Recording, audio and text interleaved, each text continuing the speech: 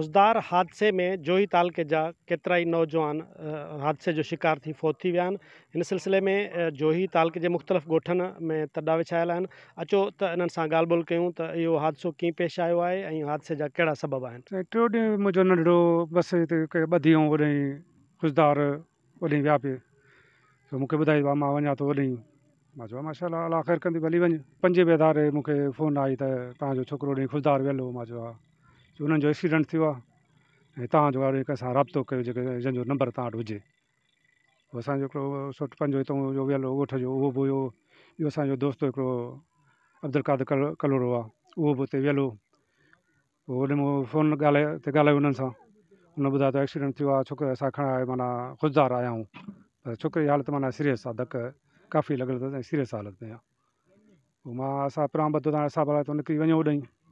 पोइ मां घरु आयुसि ऐं तयारी में आसीं निकिरण जे में त वरी फ़ोन आयो त नंढे जो एक्सपायर थी वियो नंढो। अच्छा, घणी उमिरि हुअसि ऐं तव्हांजो? 33 साल उमिरि हुअसि। 33 साल? हा, 32-33 साल उमिरि हुअसि। अच्छा, पोइ हिते उते जेका इंतिज़ामिया आहे उन कुझु तव्हां सां राब्तो कयो या हितां वरी इंतिज़ामिया? असां सां राब्तो न उतां जी इंतिज़ामिया कयो आहे न हितां जी इंतिज़ामिया ई कयो आहे।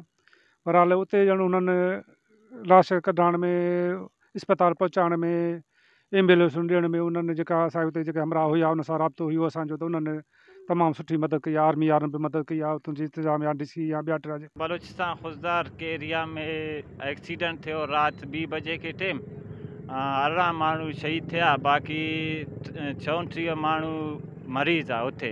हिते असां दादू में पहुता आहियूं 18 डेथ बॉडी। एम्बुलेंस 7 एम्बुलेंस असां सां आहे। हा, उतां ख़र्चो इंतिज़ामिया कयो। DC साहिबु जेको असांजो DC डिप्टी कमिश्नर आहे, DC साहिबु आहे खुशदार जा न, इहो गाॾियुनि खे ख़र्चो कयो। ओॾां सभी सम्झो सिस्टम ड्राइवरनि जा गाॾियुनि जा थियो ख़र्चा खुशदार का। साईं असांजा मुर्शिद आहिनि बलोचिस्तान में। असां हर साल साईं वारनि जे सालियानो उर्स ते वेंदा आहियूं। हर साल मुताबिक़ हिन साल जेको प्रोग्राम हुयो हितां अरबा जे ॾींहुं सुबुह जो असां गाॾी कई।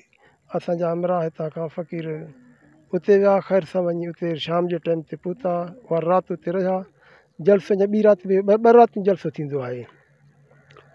पोइ हुननि चयो असां हिन सां राति किथां करे वापसी थींदी। हुननि चयो जुमे जे राति जीअं जलसो ख़तमु थींदो आहे 11-12 बजे, इनशाला असां 11-12 जीअं जलसो ख़तमु थींदो दुआ ख़ैर थींदी वापसि थियासीं।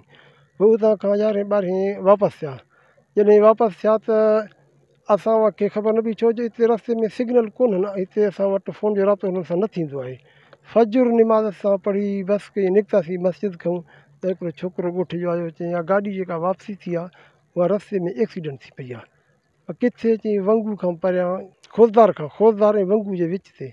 असां पोइ कोशिशि कई हिन सां राब्तो कयूं। पोइ असांजो हिन सां राब्तो थियो जॾहिं ही फ़ौतियुनि खे ऐं जेके ज़ख़्मी माण्हुनि खे खणी वञी इस्पताल पहुचायूं। ज़िले इंतिज़ामिया चूंडियल नुमाइंदनि सिंध गवर्नमेंट का उन्हनि को राब्तो कयो तव्हां सां कंहिं हिते मक़ामी सतह ते? इन्हनि सां को बि राब्तो कोन कयोसीं, अञा ताईं कुझु कोन कयोसीं।